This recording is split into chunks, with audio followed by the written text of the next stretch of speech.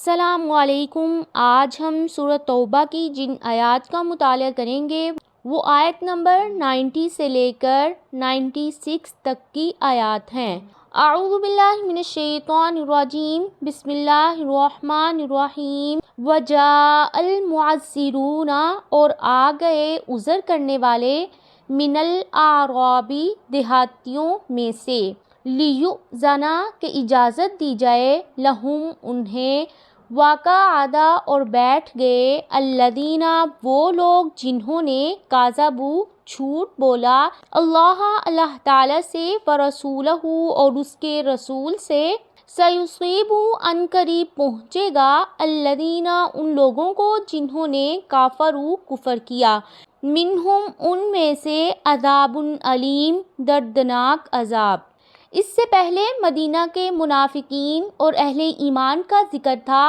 اب مدینہ کے ارد گرد بادیہ نشینوں کا حال ذکر ہو رہا ہے، کیونکہ ان میں بھی دونوں قسم کے لوگ موجود تھے۔ مفسرین نے اس کی تفسیر دو طرح سے کی ہے، کیونکہ عذر کرنے والے سچے بھی ہو سکتے ہیں اور جھوٹے بھی، اس لیے بعض نے المعذرون سے مراد وہ اعراب لیے ہیں جو صحیح طور پر مومن تھے مگر کسی حقیقی عذر کی وجہ سے نہیں جا سکتے تھے۔ یہ لوگ تو اپنا عذر بیان کرنے کے لیے رسول اللہ صلی اللہ علیہ وسلم کی خدمت میں حاضر ہو گئے، اور جنہوں نے اللہ تعالیٰ اور اس کے رسول سے جھوٹ بولا تھا اور دل سے مسلمان نہیں ہوئے تھے، وہ گھروں ہی میں بیٹھے رہے، انہوں نے آ کر عذر پیش کرنے کی زحمت ہی نہیں کی، اس لیے ان میں سے کفر والوں کو عذاب علیم کی وعید سنائی گئی ہے۔ بعض مفسرین نے المعذرون سے مراد جھوٹے بہانے اور باطل عذر پیش کرنے والے لیے ہیں۔ وہ کہتے ہیں کہ المعذرون کا معنی یہ ہے کہ اس نے کام میں سستی کی، اس کی کوشش ہی نہیں کی اور ظاہر یہ کیا کہ اس کا عذر تھا، حالانکہ اس کا عذر کوئی بھی نہیں تھا۔ پہلی تفسیر کی تائید اس بات سے ہوتی ہے کہ ہر عذر والا جھوٹا نہیں تھا، بلکہ اللہ تعالیٰ نے خود اس سے اگلی آیت میں عذر والوں کو گناہ سے بری کر دیا۔ لیسا، نہیں ہے، علی الضعفاء، ضعیفوں پر، ولا علی المرضی، اور نہ مریضوں پر، ولا علی الذین، اور نہ ان لوگوں پر، لا یجدون، جو نہیں وہ پاتے، وہ چیز جو، ینفقون، وہ خرچ کریں، حرج، کوئی حرج، اذا، جب، نصحوا، وہ خیر خواہی کریں، للہ، اللہ تعالیٰ کے لیے، ورسولہ، اور اس کے رسول کے لیے، نہیں ہے، علی المحسنین، احسان کرنے والوں پر، من سبیل، کوئی مواخذہ، واللہ، اور اللہ تعالیٰ، غفور، بہت بخشنے والے ہیں، رحیم، بہت رحم کرنے والے ہیں۔ اس آیت میں ان لوگوں کا ذکر ہے جو واقعی معذور تھے، ان کا عذر واضح تھا۔ ان میں سب سے پہلے الضعفاء ہیں، ان سے مراد لنگڑے، اندھے، بوڑھے، عورتیں اور بچے ہیں۔ دوسرا المرضی ہے، مریض کی جمع، جو بیماری کی وجہ سے نہیں جا سکتے۔ دوسری جگہ فرمایا، نہیں ہے اندھے پر کوئی تنگی اور نہ ہی لنگڑے پر کوئی تنگی اور نہ ہی مریض پر کوئی تنگی، اور تیسرے وہ تندرست طاقت رکھنے والے جو مالی استطاعت نہیں رکھتے کہ جہاد کے سفر اور ان کے ساز و سامان مثلاً سواری اور ہتھیار وغیرہ کی تیاری کر سکیں۔ مراد یہ ہے کہ ان کے دلوں میں جہاد کی طرف تھی اور وہ مجاہدین سے محبت رکھتے تھے اور اللہ اور اس کے رسول کے دشمنوں سے عداوت رکھتے تھے۔ حضرت جابر کہتے ہیں کہ آپ صلی اللہ علیہ وسلم نے فرمایا، مدینہ میں کچھ ایسے لوگ ہیں جب تم کوئی سفر کرتے ہو یا کوئی وادی عبور کرتے ہو تو وہ تمہارے ساتھ ہوتے ہیں۔ صحابہ کرام نے پوچھا، اس کے باوجود کہ وہ مدینہ میں ہوتے ہیں؟ آپ صلی اللہ علیہ وسلم نے فرمایا، اس کے باوجود کہ وہ مدینہ میں ہیں، انہیں عذر نے روک رکھا ہے۔ ولا علی الذین، اور نہ ان لوگوں پر جو، اذا، جب بھی، اتوک، آتے ہیں وہ آپ کے پاس، لتحملہم، تاکہ آپ سوار کریں انہیں، قلتا کہا آپ نے، لا آجدو نہیں میں پاتا، ماں وہ جو، احملکم میں سوار کروں تمہیں، علیہ جس پر،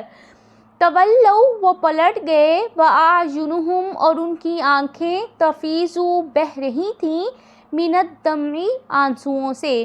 حزناً غم کی وجہ سے، اللہ یہ کہ نہیں، یجدو وہ پاتے، ما ینفقون جو وہ خرچ کر سکیں۔ اللہ تعالیٰ نے اس آیت میں حقیقی معذوروں کی کیفیت بیان کی ہے کہ جن کے پاس جہاد پر جانے کے لیے اپنی سواریاں بھی نہیں تھی، یہ آپ صلی اللہ علیہ وسلم کے پاس آئے کہ آپ صلی اللہ علیہ وسلم سواری کا بندوبست کر دیں۔ اتفاق سے آپ صلی اللہ علیہ وسلم کے پاس بھی اس وقت کوئی سواری نہیں تھی۔ آپ صلی اللہ علیہ وآلہ وسلم نے انہیں جواب دے دیا، جس کی وجہ سے انہیں اس قدر صدمہ ہوا کہ ان کی آنکھیں اشکبار ہو گئیں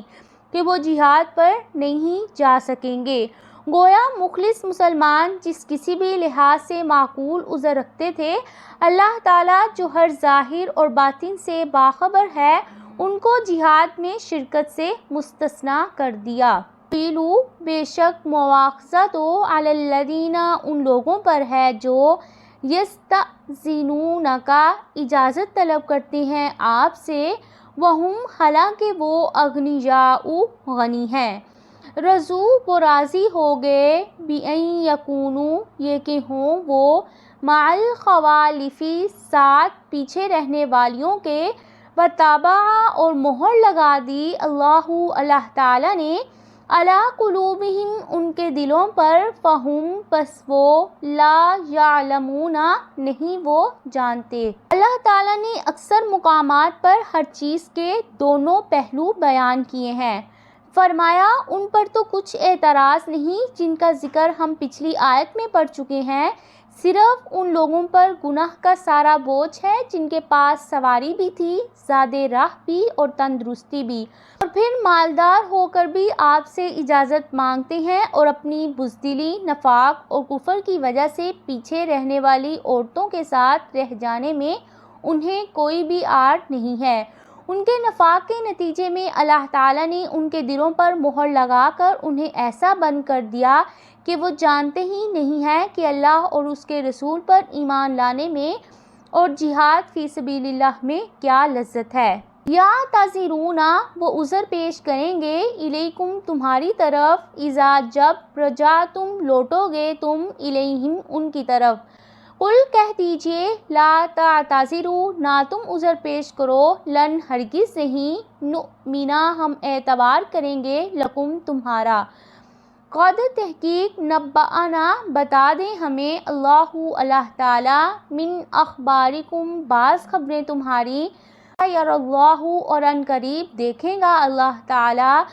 اعمالکم تمہارا عمل، ورسولہ اور اس کے رسول، ثم پھر تردون تم لٹائے جاؤ گے، الی عالم الغیب غیب کے جاننے والے کی طرف، والشہادۃ اور حاضر کے، فینبئکم پھر وہ خبر دے گا تمہیں، بما اس کی جو کنتم تھے تم، تعملون عمل کرتے۔ پھر ان منافقین کا تذکرہ ہے جنہوں نے غزوہ تبوک پر روانگی سے پہلے ہی حیلے بہانے بنا کر آپ صلی اللہ علیہ وآلہ وسلم سے رخصت طلب کر لی تھی،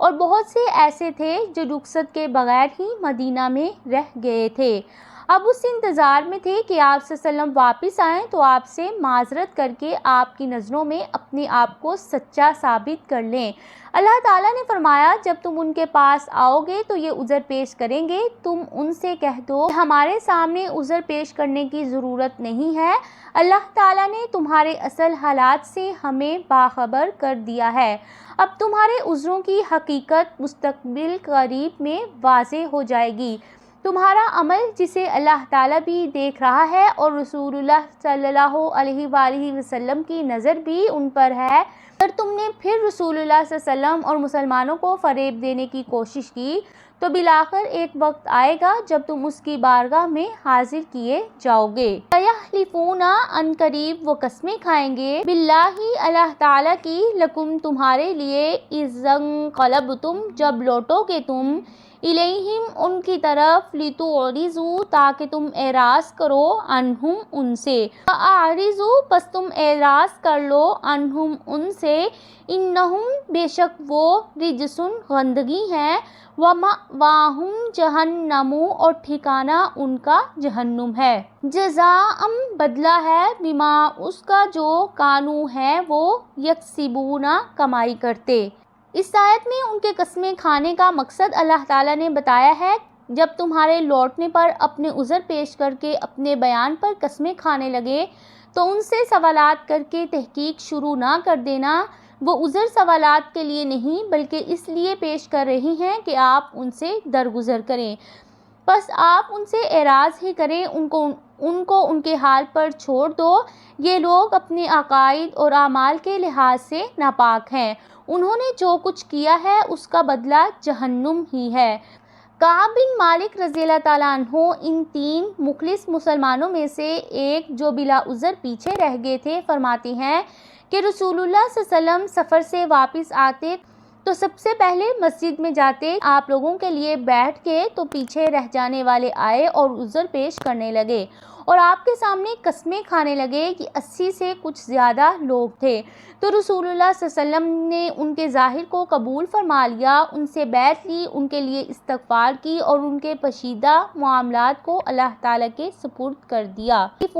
وہ قسمیں کھائیں گے لکم تمہارے لیے لترضوا تاکہ تم راضی ہو جاؤ عنہم ان سے